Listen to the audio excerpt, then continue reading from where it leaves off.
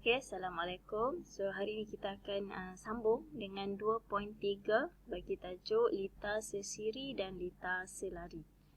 Okay, so pelajaran ni dah pernah belajar, saya percaya pelajar semua dah belajar dalam tajuk elektrik masa tingkatan 3 dan juga disentuh dalam RBT.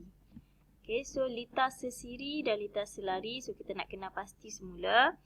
Okay, kalau kita ada dua perintang yang disambung secara hujung ke hujung, maksudnya itu adalah litar sesiri lah, sambungan end-to-end connection, litar sesiri. Kalau selari, bila kita ada dua perintang yang disambungkan kepada satu terminal yang sama, ke hujung yang sama. Contoh macam ni, mentol ni boleh nampak dia sambungkan ke positif. Mentol yang kedua ni pun sebenarnya bersambung ke positif juga. So, ini adalah litar jenis selari, bersambung di satu hujung yang sama. Okay. So, ini kalau dalam bentuk susunan secara komponen tu. Okay. Kalau kita buat litar skema. Okay. Untuk ni dah kena belajar melukis litar skema. So, kita akan gunakan simbol. Okay. Simbol bagi komponen elektrik yang kita pakai. So, bateri semua tahu sel kering. Okay. So, kita ada dua mentol yang disambung secara hujung. Sambungan ke satu lagi hujung. So, ini adalah litar sesiri. Kalau litar selari, nampak tak hujung ni? Hujung mentol ni semua bersambung ke satu hujung yang sama. So, yang ni litar selari. So, pelajar mesti boleh lukis litar skema bagi rajah litar yang diberi. Okay? Okay, so kita sambung. Kita nak tengok macam mana kita nak bandingkan arus dan beza keupayaan dalam satu litar sesiri dan satu litar selari. Okey, so sekarang kita ada satu litar sesiri sebabkan kita ada perintang R1 dan perintang R2 disambungkan hujung ke hujung.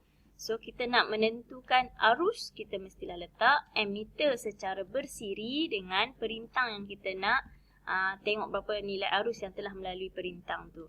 So, untuk litar sesiri yang pertama ni, bacaan ammeter A, nampak sini A. Okay, A adalah sama saja dengan bacaan arus di ammeter A1 dan juga A2. So, tak kisah letak ammeter di bahagian mana pun dalam satu litar sesiri, bacaan arus adalah sama. So, I daripada bacaan ammeter A adalah sama dengan nilai I1 dan sama dengan nilai I2.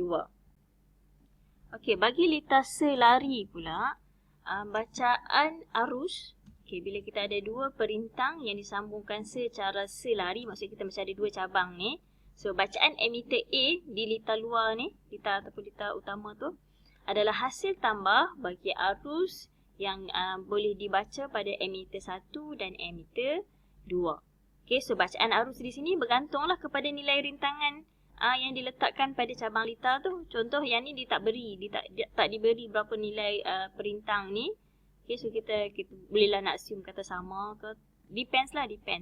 Okay, so yang pentingnya kena tahu dia punya arus A adalah hasil tambah bagi A1 dan A2. Jadi I sama dengan I1 tambah dengan I2. Kalau ada banyak lagi cabang, kena tambahlah. Kalau ada 3, maksudnya 3 tambahan tu baru dapat hasil tambah tu dapatlah di A.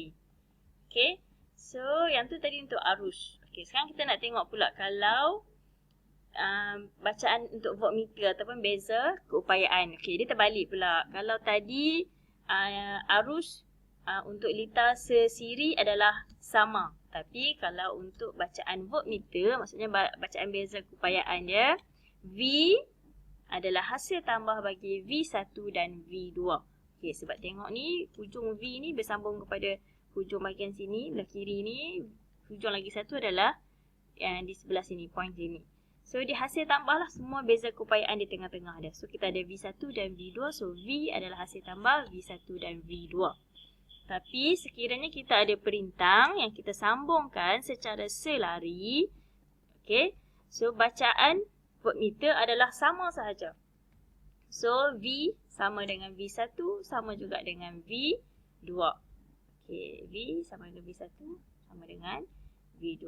So, okay, secara rumusan dia, okay, kita tengoklah ciri-ciri litar sesiri dan litar selari. Kena pasti yang ni dulu sebelum kita nak buat menentukan nilai rintangan. So, arus yang sama mengalir dalam setiap perintang bagi litar sesiri. Okey, arus sama. Tapi beza keupayaan adalah hasil tambah bagi beza keupayaan V1 dan V2.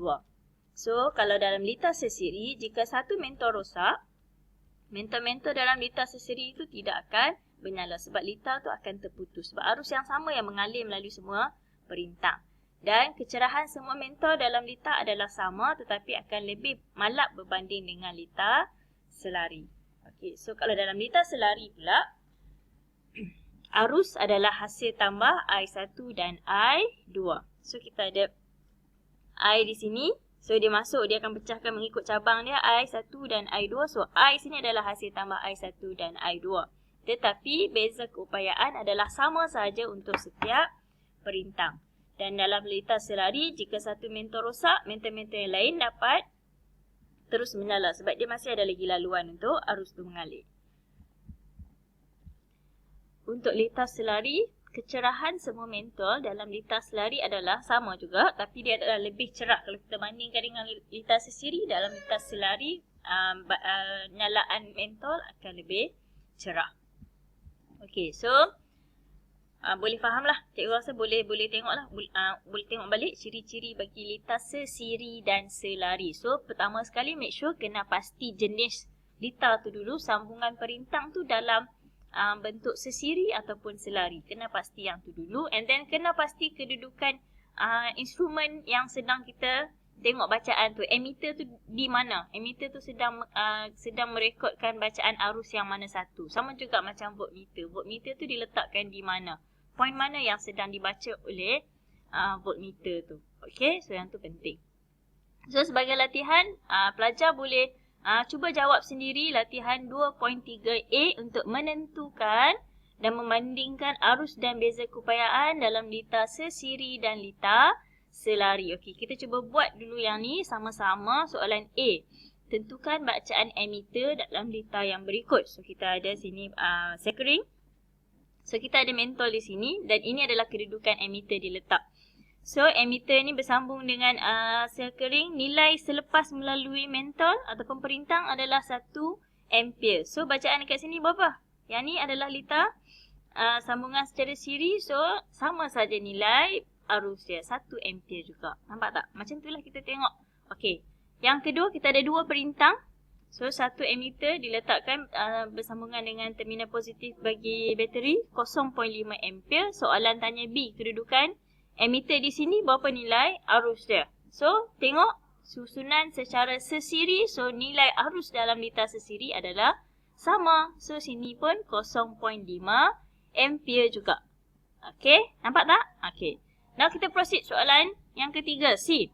So kita ada sambungan mentol secara selari. Kalau emitter di sini menunjukkan bacaan 3 ampere, berapakah nilai arus di emitter yang diletakkan bersambungan dengan terminal negatif di sini?